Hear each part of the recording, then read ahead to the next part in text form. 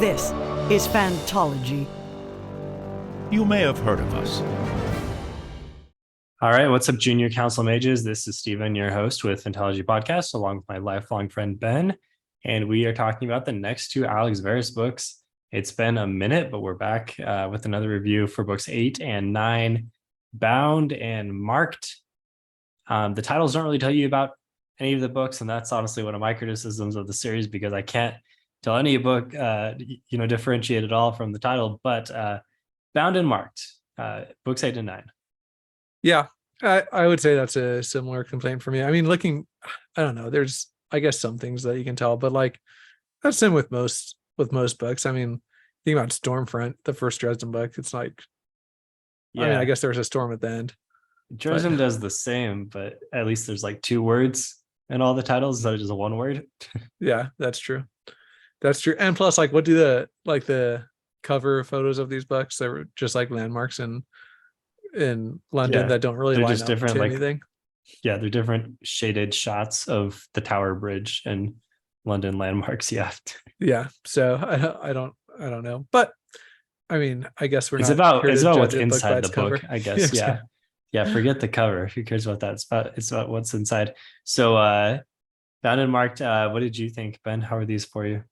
Yeah, so it's getting to the point where these books are starting to all blend together for me, and I read them. I've been listening to them so quickly because I've been driving for between 2 and 3 hours a day, and so I can like bust through half of a book in one day. So that is a lot. Yeah, well, I mean, I listen to it on text speed, and then these books are only 10 hours long, so right, so forgive my forgetfulness a little bit here. That must be a sign that you like them if you're busting through this quickly. Yeah, so I mean, I think if you made it this far in this series, you know that these aren't going to be like life-changing books, but you also know that they're going to be super fun, and they're just going to be like nonstop action. And so I think that was my experience with these two. I think around the middle of Bound, I kind of was thinking to myself, okay, this has to have like a great ending in order for to justify, like, in order for the series to start entering its end phases, like this has to have a great ending, because by the end of 9, we only have 3 books after that. Yeah. So you got to really be, you have to see the light at the end of the tunnel for that, especially with how short these books are. And so I think that it did it fantastically by the end of 9, by the end of Bound, by the end of 8, which is Bound. I think that so by the end of 8, you think it transitioned into kind of end phase pretty well, or like set up it set up a path forward for you to say, like, here's where the series is going, and I'm excited to get there by the end. Yeah, exactly. Instead of like all the hints of the players coming together, you actually see them start to come together. Mm-hmm. So I appreciated that, as well as the little twists along the way. By the end of Marked, similarly, it was starting to fulfill a lot of the promises that they have been making, particularly with Anne, setting up Anne's character for so long with their like split personality and stuff. So I think that there were some big payoffs here that needed to happen in order for me to have confidence going into the final stretch of these books. I mean, after 7, which was Burned, I'm pretty sure that was the title of book 7. I think so. Yeah, I mean, that really changed a lot of things and kind of kicked it into gear. And then Bound was where we saw, like, okay, is this gonna do a good job of changing the narrative and getting us into more of a big end game? And yeah, I think it did kind of flounder a bit through the beginning. It's a little slow, kind of took its foot off the gas pedal from the ending of Burned, but then at the end, it really did wrap that book up pretty well. Yeah, and I think that we kind of traded Alex's like just identity as a shopkeeper to his new identity as a politician, or like political operative, at least. Instead of all the time standing behind the counter of the shop, he's spending the time in the hallway down by the council chambers or whatever, like talking to annoying people. I will say, I enjoy seeing more of the council chambers and stuff, because when I was there, I went to that museum, the Oh, Churchill the war rooms, but I hadn't read this far into the series, so I didn't realize that the. you Did we already didn't. talk about this? I didn't realize that the council rooms were there. Otherwise, I would have looked around more. And Well, yeah. I mean, found Morden or somebody at least. yeah, I mean, hopefully, I don't know what year this is set in, but hopefully Morden is still not there. Well, yeah. Yeah. I don't know. It's always fun visiting these spots, but I don't think that the series has reached the level that they're going to have people that are fans of this book like looking around, unlike maybe other series. Like you go Yeah. to King's Cross station and you get a platform 3/4 photo Oh, shoot. I mean, well, I mean, you can't really compare hardly anything to Harry Potter. Okay, that's fair. I mean, even like Twilight's also really big, but I went to Forks one time. We were on a vacation in Washington, and they still had some like Twilight, Oh, really? fan things to do there. Yeah. Hmm. So When I was in Chicago, I looked around at a few Dresden things. did they have stuff about the series there, or no? No. Okay, yeah, that's what I'm saying. I mean, Like, not that oh yeah, like not available to the usual, but I yeah, I found mean, well, I guess I probably shouldn't say what is important for Dresden because of do you spoilers, find but a T-Rex or no? maybe.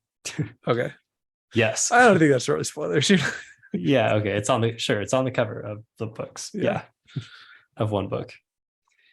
Yeah, but so okay, so let's go into spoilers for the book. So Bound. Like we said, it started off a little slow. I thought the politics stuff are really, really not my favorite. I don't really care too much about the different light council mages, but I did like them going in like this mission to go into the hollow to get Alex's new base of operations.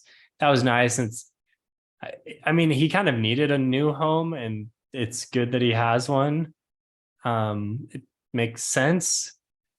I'm not really super attached to this place. It just kind of like exists as a placeholder for their base of operations. I thought the shop had a little more kind of hominess Character. to it. Yeah. But I thought it's fine. No, I agree. One of the reasons why I really love that sequence is because it's not often after you've started a fantasy book series to really feel like you found a new fantastical element, right? And I think that this realm, what do they call it? Like the bubble realm? The hollow. Yeah, the bubble realm.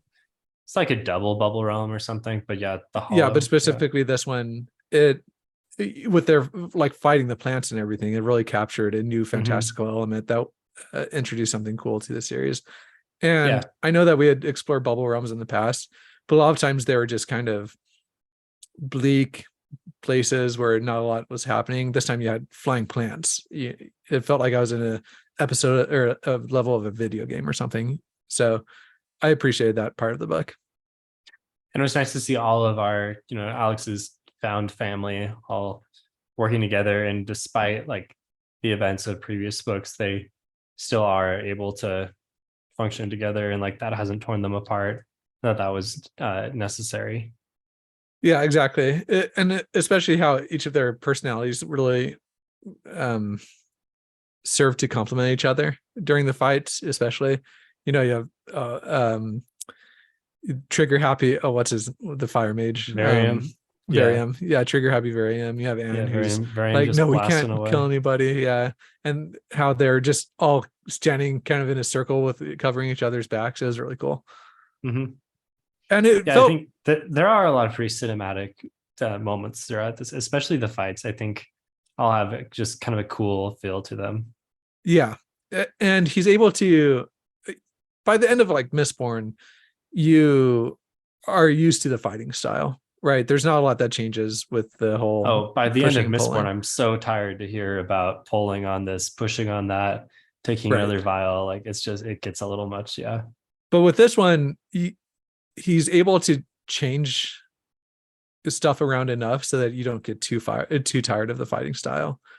And in this case, it was making him flying plants and stuff. I mean, I get tired of Alex's fighting style. Yeah, Alex's fighting style gets pretty derivative. Like I looked into the futures and here's what I saw and I acted accordingly. Like that, there's Yeah. only so many ways to write that, and so there's there's not that much unique that he can do. Sure. Yeah. But when you combine Alex's fighting style with Anne's and with Varium's and with Luna's, then it starts to get a little bit more fun. Yeah, yeah. And Alex just reacts to what else is going on around him. So if there's a unique fight, he's always gonna be reacting to things in different ways. So I guess that's not that boring, but I do think it would be cool if he got some new ability. And he does get the Dreamstone in this book, and so then he has the, the psychic connection, but that doesn't really give him a new fighting ability. I maybe would have preferred a fighting ability over this passive ability. Yeah, agreed. It definitely fits his personality more, and I think that that's what. Oh my gosh, why am I blanking on the spider? The Arachne was telling him when she persuaded him to take that Dreamstone instead of the one that could give you like dominion over somebody, right? Because that one was for Richard, and that one you might have seen him be able to use it in a more combative way.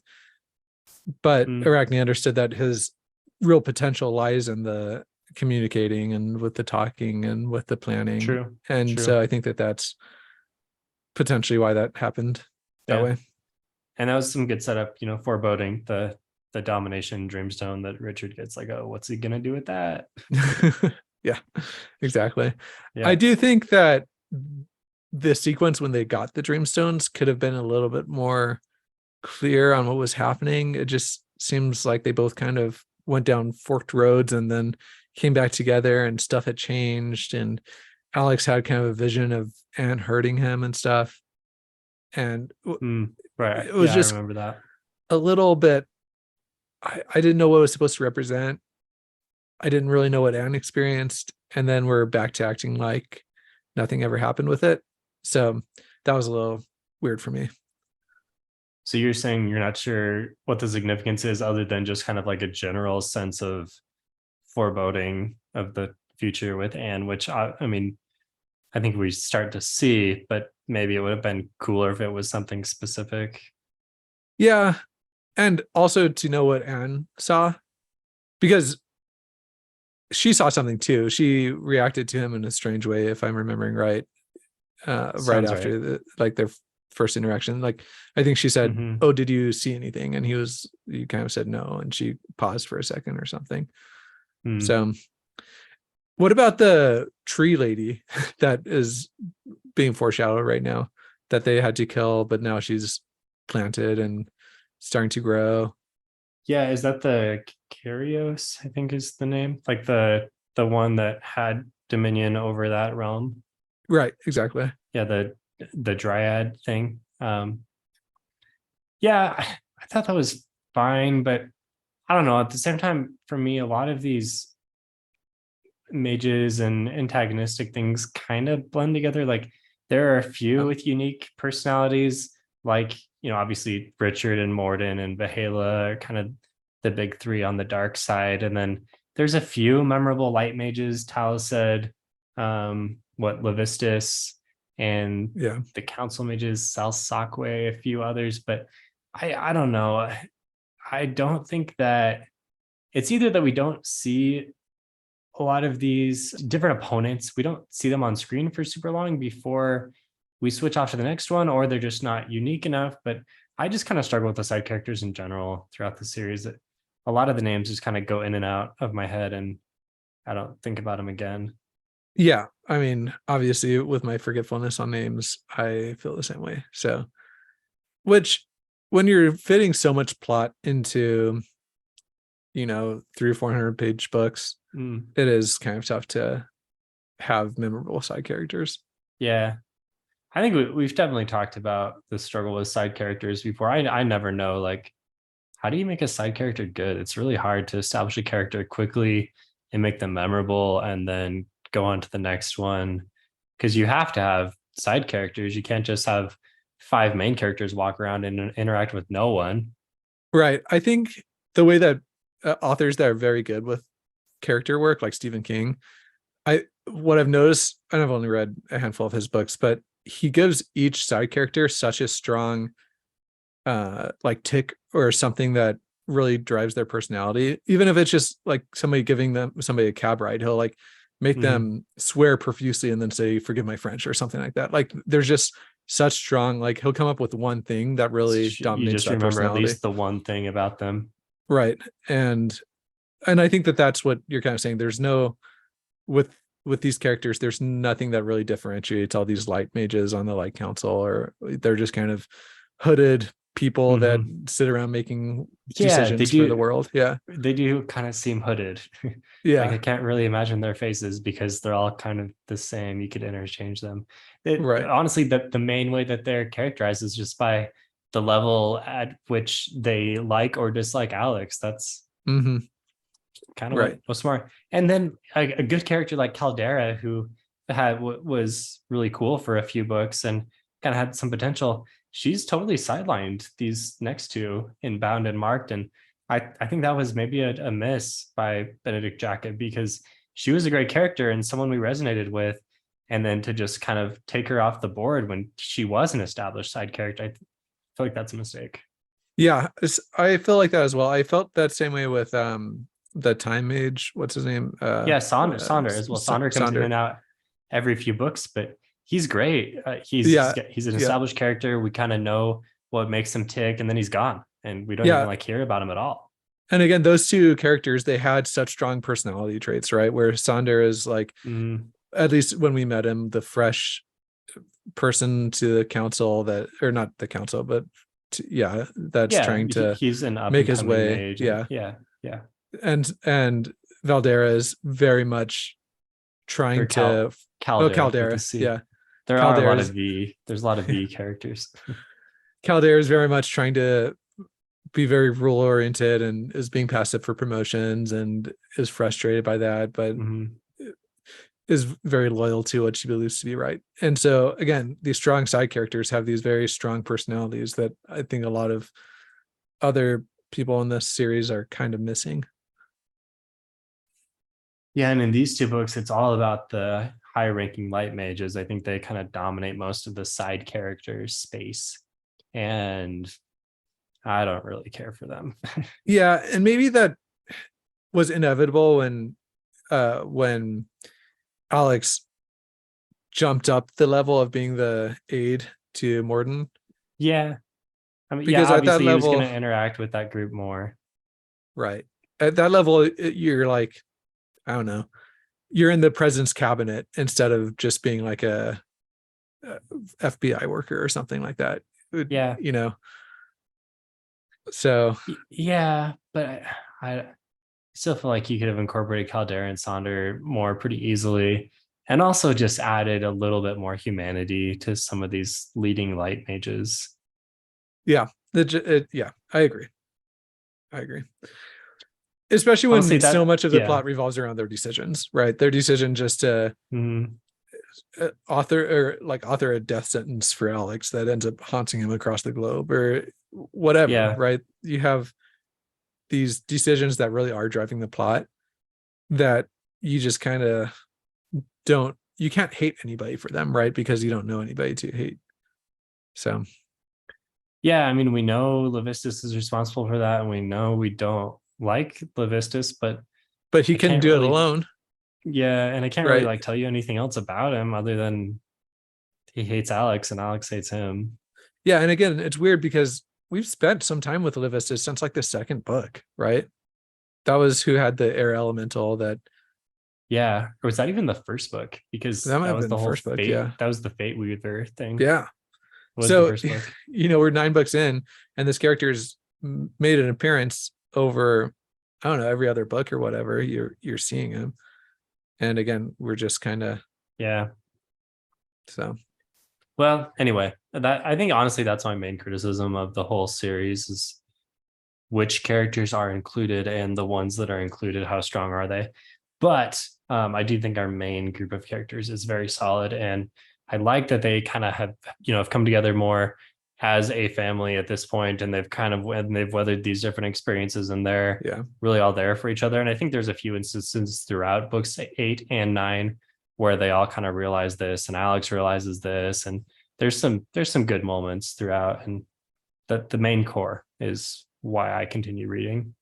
Yeah, absolutely.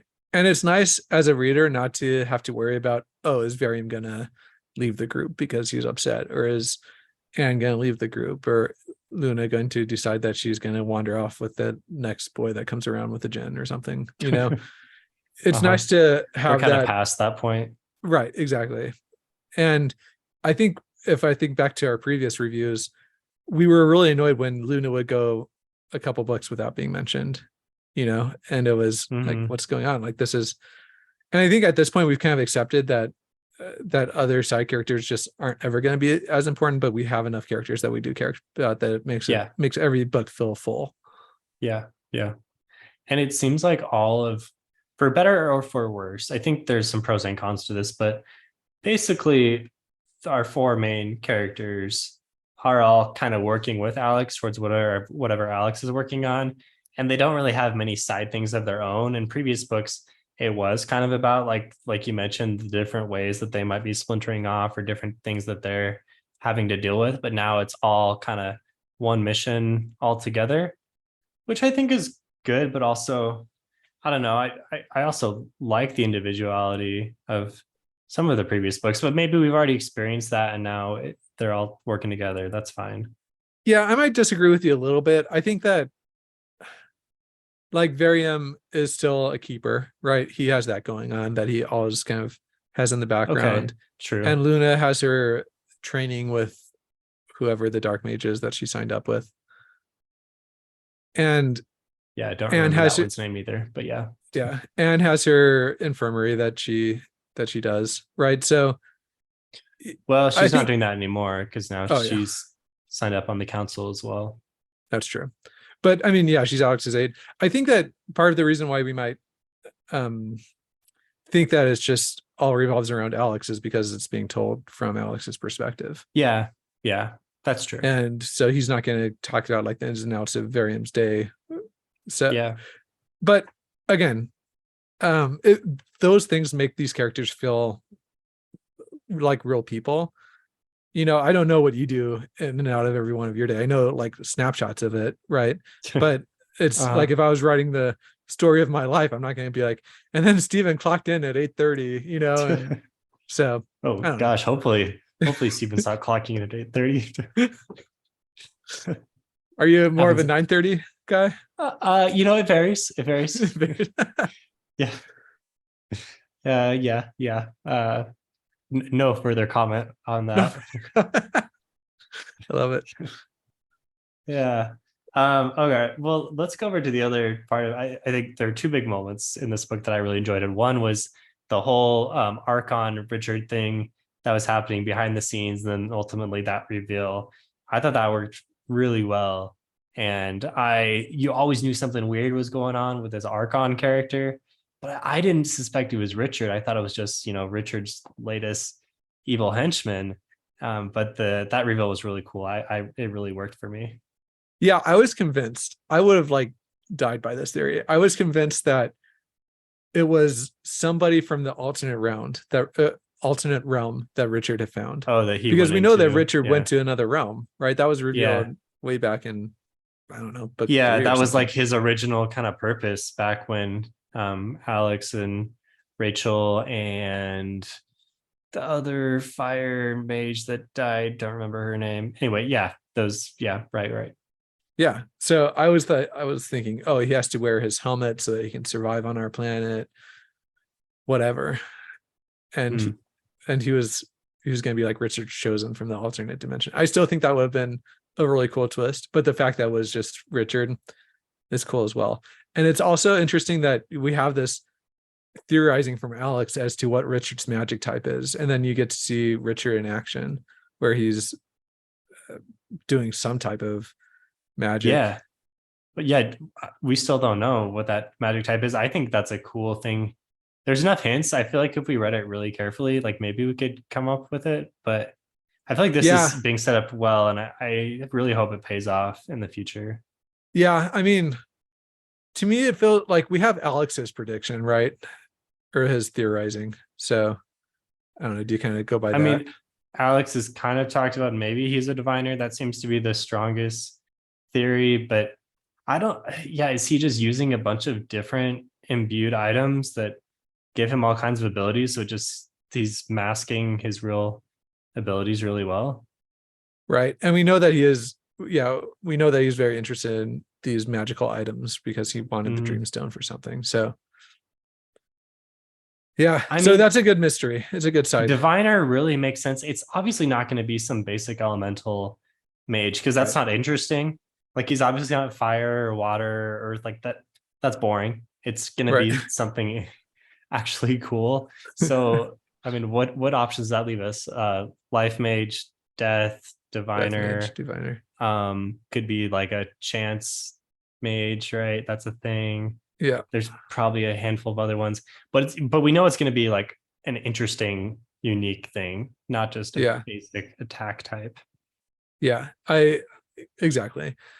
And maybe he's discovered a way to get multiple magic types. We read about Yeah, that like, could be cool. That could be cool. yeah. And maybe even a magic type that we've never heard of from the realm that he's visited. You know, there's all sorts of different ways that it could play out. So it Mhm. is kind of a cool, like, underlying mystery that I think Benedict Jaka he knows the answer to it. And so it's cool that he's able to slide in. It feels very Sandersonian of him to kind of Mm. be slipping in these. It might be a little bit more Yeah. heavy-handed than what Sanderson might do, because he just has like his characters theorizing about it together, which feels a little Yeah, bit. I think as long as there's a good payoff, and I think the payoff would need to have some real implications to the plot of, what is Richard trying to do? Well, he's trying to do this, and part of it is because of his magic type, and he has these strengths and weaknesses, and his ultimate goal is really interesting, and it's all kind of related. I hope for an ending like that. Yeah, yeah, agreed. Or even the fact that, like, I don't know, like Alex can figure something out to use it against him or something. There has to be some type Mhm. of thing and that kind of sets up with the divination thing too, right? Where Alex might understand that a little bit more. Yeah, I mean, yeah, I don't know how Alex is possibly going to have the upper hand against Richard. However that happens, I mean, we assume ultimately that Richard will not prevail, but however his downfall happens, however his hypothetical downfall happens, I don't know how it doesn't really seem possible at this point. Like Richard is always the guy who is, 2 steps ahead, Yeah. 3 steps ahead, 4 steps ahead, whatever. So Yeah. it really something needs to happen in the next 3 books to kind of change that paradigm a little bit, where it makes me think that it is possible for Alex to win, because right now he's got no shot. Yeah. Right now he's just a little ant that can kind of be flicked away. I mean, I assume it's going to be like, what are Alex's strengths? Well, he's got his group, right? And they all trust each other. And Richard doesn't have that. He's a dark mage. Dark mages operate through fear and intimidation and power. And so I would hope that the ultimate conclusion is, Alex and friends working together to save the day. That's always kind of, it's usually what happens. Our plucky, underpowered heroes end up banding together to take down the big bad, right? Yeah. We've seen it a million times, but I always like it. It always, as long as there's a good setup for it, I think it's a good story. Yeah. I agree. It definitely, yeah, I don't want to spoil other books, but there's books that reminds me of where you can be like, yeah, this group of heroes bound Mhm. together to defeat somebody. Yeah. So I mean, Harry Potter, right? Harry Potter. Yeah, sure. Yeah, Well, just the throw first in book of love Harry as Potter where well. yeah, first book of Harry Potter where Ron defeats the chess match and Hermione, well, what does Hermione do? She does, Well, what she knows about oh, Devil's Snare, devil snare. Yeah. and then she also, well, in the book she solves Snape's riddle for the potions, right? Oh yeah. But Yep. didn't make the movie. No, That Yeah, too boring, not enough action. too boring. Anyway, back to Alex Verus, away from Harry Potter. So the other thing that I thought worked out really well in this book is the whole setup at the end, where the dark mages are coming, right, to do something really nefarious to the White Council, and Alex knows about it, and he's got this decision like, do I tell Taliesin? How do I do this? Because I'm in this real, he's stuck between a rock and a hard place. And I thought all of that worked out really well. And ultimately didn't really like, it was a loss for Alex, but like he couldn't really do anything about this situation. And so it all kind of played out in a reasonable, not a satisfying way, but a way that made sense and a way that was satisfying to read, at least. Yeah. Well, it's very true to life, right? Sometimes you find yourself in this situation that's like, there's no good option here. So I'm just going to choose the option that doesn't feel like it's going to kill me or has the least likelihood of killing me. Obviously, we don't, like most people don't find themselves in life and death situations, but a lot of times when you're just day to day, this might not, I don't know, it might not be the most productive thing, but whatever, apply it to your own life. But it feels like a situation that people find themselves in constantly. And I mean, at least we took down those Crusader psychos that tortured and flayed Anne. Like that was real dark, probably the darkest thing we've seen in Alex Verus so far. Yikes. Alex got a lot of like a little bit too much satisfaction in that one. And taking them down. Yeah, well, just like standing over him and shooting him. Yeah, I mean, it kind of reminded me of whatever book that was. I think it was book 4, maybe, when the Night Watchers, he had that whole thing and he set up Behala and Cinder to take them all out, and he fights that one at the end and he gets super pissed at him and says, you did this to yourself, and kills him. There's definitely some dark stuff in Alex is, we've seen this before, so there's a dark side to Alex. There's a reason why people view him as a dark mage. Definitely. So but and obviously this is a big book for Anne's character, where she's going. She really just continues to have a hard road. I mean, being basically an inch from death as a life mage, and whatever amount of crazy pain she must have gone through that whole experience. And then the whole Jinn bonding as well that happens in this book is going to be bad. And we see that towards the end of Marked, which we can probably go into now. Yeah, we can go into Marked. Yeah, but overall notes for Bound, I enjoyed it. I thought that it was the beginning of the end in a lot of aspects, and I appreciate it for that. So beginning of the end is a good way to describe it. Okay, so Marked, I think you said you like this one like all the way through. Let's see. I think one of the parts that the series as a whole always kind of struggles with is like the first few chapters, where it's just everything's kind of reset in a weird way. And you see that in Dresden as well. But it's like, with this one, I'm Alex Verus, here's my story, here's my mission, this book. Yeah, exactly. But with this one, it felt very natural. Like, there's a ton of imbued artifacts that are just floating around, causing chaos everywhere. Let's go get them, and so it gives a fun way for Alex to have a fun mission at the very beginning and kind of throw you into the plot of the book without feeling as stinted as maybe the previous books have. And this is definitely the trend in fantasy books. Start your book with a short, exciting mission that will hook the reader, but doesn't command the rest of the plot, but at least sets up a few elements of it. I mean, beginning of Stormlight as well, right? Like, did you see the TikTok I posted on Discord? The Lego. That was amazing. For people listening, if you haven't, it's probably going to be too far to scroll back up on Discord, but search for like Lego TikTok Stormlight prologue, and you'll find it. It was pretty good. It's just Zeth doing his deeds at the chapter 1 of Way of Kings. So I agree. What about you? Did I mean, how does this compare to Bound, for example? I like this one better than Bound. I think it was really dominated by the ending.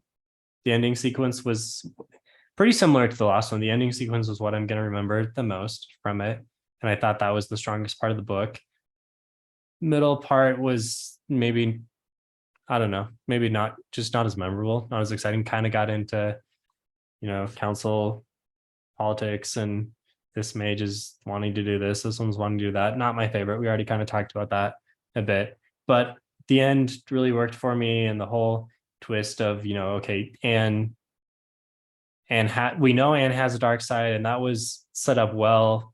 I guess it was set up in the middle of the book, so I shouldn't be too critical, but that was set up, and then we see the payoff where it wasn't Vahala, it was like Dark Anne, who is pretty powerful. And we've always known Anne has the potential to be super powerful, has like a life death hybrid thing, whatever we have going on here with her dark side as well. So that, I mean, I'm jumping right to the end, but I think that was what made this book for me. Yeah, I agree. So it's kind of interesting because we have already seen the kind of twist with Vahala. I forget what book it was in, but it was when somebody acted like they're Vahala or whatever, and it really wasn't, right? It was like there was an assassination attempt on Alex at the same time. But they like opened a portal, and the mage that could make illusions made it look like Vahala was doing it, was using death magic, but it wasn't. Do you remember that scene? I don't remember what book that was, but No yeah, clue what book sure. it was. But so it's interesting that they kind of did that same trick again with Vahala kind of acting like it was her, but it was not her, it was Anne. The two scenes kind of reminded me a lot of each other, where it's like, disguised death magic or life magic. So I thought it still worked well, but it was very much like, okay, this is happening again. And it was kind of similar to the misdirection twist we saw in the last book with Richard and Archon, but this time it was, different, because that one was the whole book, but this one was so quick, but also this was just so impactful to the characters we actually care about. So I thought I feel like I liked it. Like, I really thought it worked, and it sets up kind of a darker ending to the series where, you said previously you feel like in our main group of characters, none of them are going to wander off, but I don't know. I kind of disagree after reading this one, because Anne could very well, her dark side could take over, and she could ultimately, I don't feel like she's safe at the end. I mean, like Luna, Sonder, Barium, kind of are like tier 2 characters. Maybe Saunders like tier 3, but the tier 2 level characters, I feel like, they're probably safe. They'll be fine by the end. But yeah, Anne, I don't know. Yeah, and it definitely leaves you on a cliffhanger for that, right? Like, and for a series that doesn't shy away from cliffhangers, I think that this one is definitely there. What do you think of I guess when you say cliffhanger, are you talking about just Anne's character in general? Are you talking about our romance that has finally started up? Yeah, I mean, it's I guess both. I think that just in general, I mean, this book really made me want to pick up the next one, quicker than I normally would have. Normally I wait for you guys to catch up, and after this one I was like, I gotta see what happens in the next few chapters, which led to a few knock-on effects. But yeah, I don't know. So yeah, the romance, the character development, the fact that, I mean, I don't know, it just feels like you're saying, Anne's character has been set up to be this double-sided nature of her character has just been set up for so many books now, and you finally see it like hit right now, and then it's very confusing on what's going to happen next. So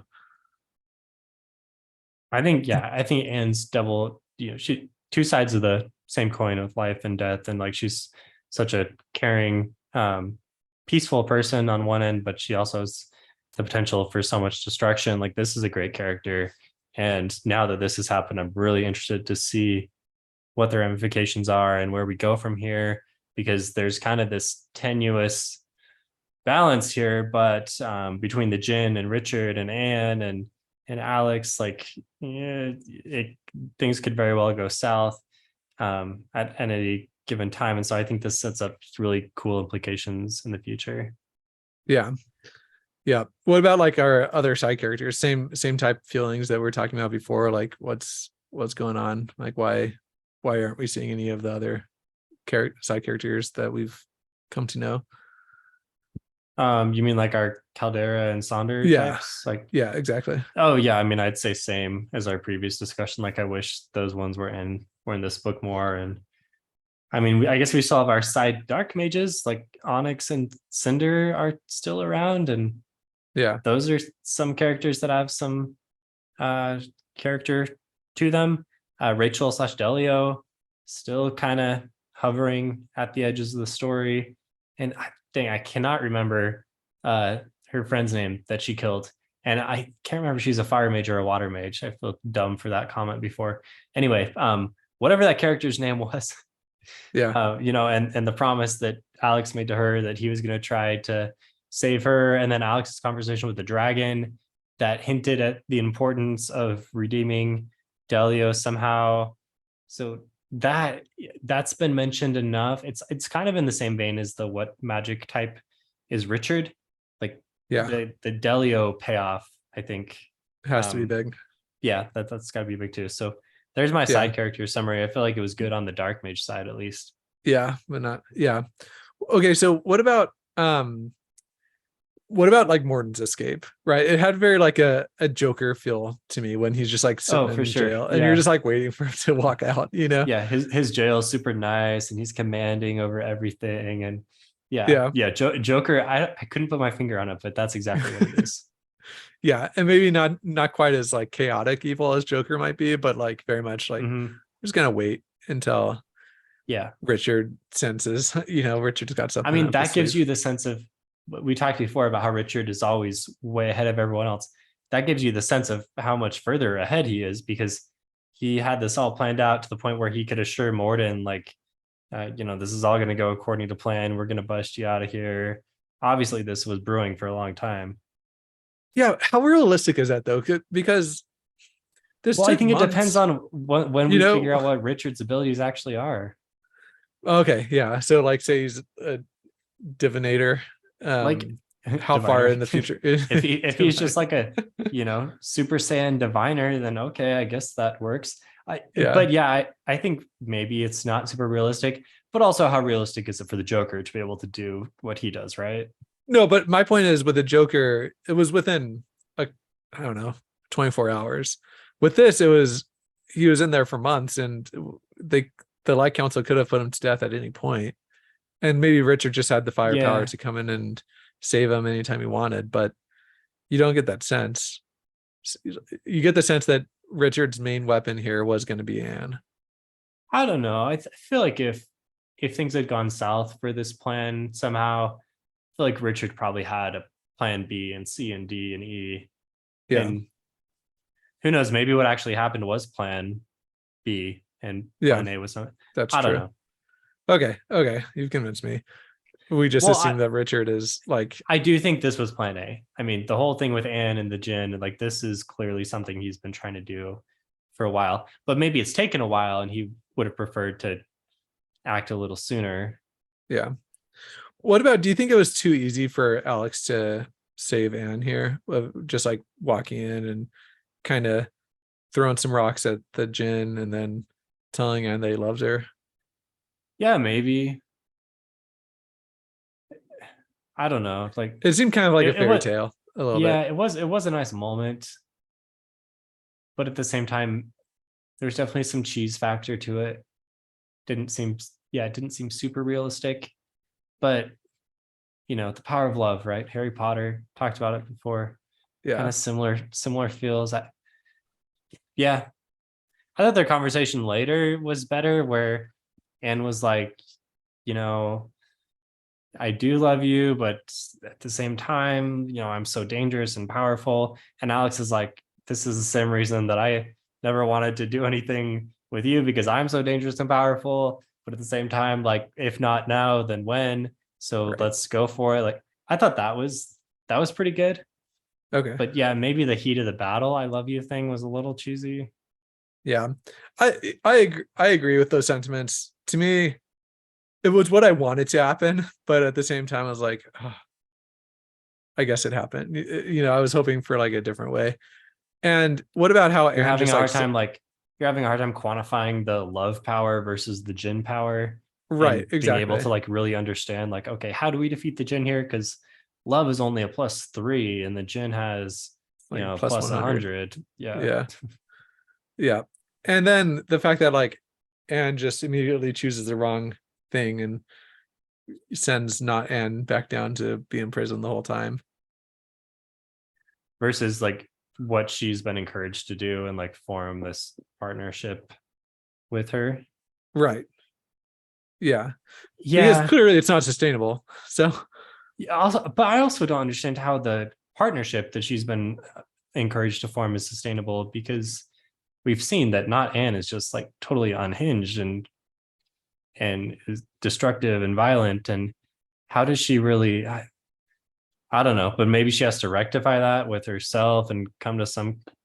I don't know. If not Anne is a totally separate entity, then it seems like uh, it doesn't seem like she can actually work together with Anne at all. But if they can somehow find some cohesion and kind of get away from the extremities, then maybe. I mean, we've seen another popular series do a similar plot arc that ended up reasonably decent. Series that recently ended. No, it hasn't ended yet. It will be. Are we okay? Are we thinking Okay, come on. like There's not that many split like personalities, and like red hair? yeah, yeah. Okay. It's not completely resolved, but a big part Yeah, of it yeah, has been. sure. Okay. Well, yeah, kind of. I mean, there's like this other. Okay, we don't need to get into that one, but yeah, I I'm guess. just saying, yeah, I don't know. I think that you'd be able to have some type of thing where not Anne realizes that she was going to be roasted by the Jinn, and it makes her rethink her ways, and then sees that Alex loves both of them or something like that, and they're able to come, and maybe that's like the conflict for the next book or something, where they come to like an uneasy truths, and you have Anne acting out sometimes in weird ways. I don't know. Obviously that's not where the series went, which is fine, but it still feels like the decision that Anne made, like she already had it come back to bite her, and then she just made the exact same decision. I think that's kind of human though. Like, she's so terrified of this, and she just went through a ton of pain and terrible stuff in the past 2 books. Like, it's pretty understandable to just go with whatever's gonna keep her safe in the short term. Yeah, no, I agree, but it seemed like she had already reached a point of relative safety. And I mean, you had Alex sitting there being like, "Are you sure this is a good idea?" So Yeah, I guess I just don't understand the whole, like, what would she do in order to form a an equilibrium between her two parts. I can't really imagine even what that process is, so I don't know yeah, how to I weigh in can't. on I it. can't. I mean, I could imagine Alex teleporting in the therapist that they have into like the dream world, and then them sitting down for a therapy session, or I don't know. There's tons of different avenues that you could do to Yeah, do this. well, I guess we'll see. We'll see. Yeah, who knows? Maybe that does happen, but All right. Well, that's a review of Bound and Marked. I think we're both thinking that we've reached the beginning of the end, and the series is trending up. I'm yeah, excited to finish 3 more books, 2 more books for you, yeah, because you've already read Fallen. But yeah, and it's nice to have a series that's already complete, so we don't have to wait for the ending. yeah. And I guess we'll hype up. We just got so in October, Benedict Jacka is launching his new book called Inheritance of Magic, The Inheritance And of Magic. new book and new series. And new series, Yeah. yeah. So there's a brand new series. similar. I read the first couple chapters last night. Similar, there's magic in this world, and it's kind of it's still set in London. It's still like, Okay. you'd be forgiven for confusing it as our same world or whatever. So there's a lot of similarities to it, but it's a little bit younger protagonist. It kind of feels like if we were to start following Alex when he was an apprentice or something, before he kind of came into his Is it own. like a magic school thing? Inheritance of magic kind of sounds like a school is involved. I haven't gotten to a point where school is involved. I don't know. So, Okay. but All right. yeah, Alternative good help reality for that. London. Yeah, exactly. So I don't know. I'm excited for that. So if you're a fan, if you're listening to this podcast, it probably means that you're a fan of Jaka's work. So put that on your list of things to read for October. Yeah, and we've never talked with him, but I think if we read through Inheritance of Magic pretty quickly and shoot him a message, he'd probably be up to coming on for a interview. Usually authors are, so we'll try to do that too. Yeah, sounds good. Sweet. All right. Thanks, Ben. Yeah. Okay. Talk to you later. Bye. See you.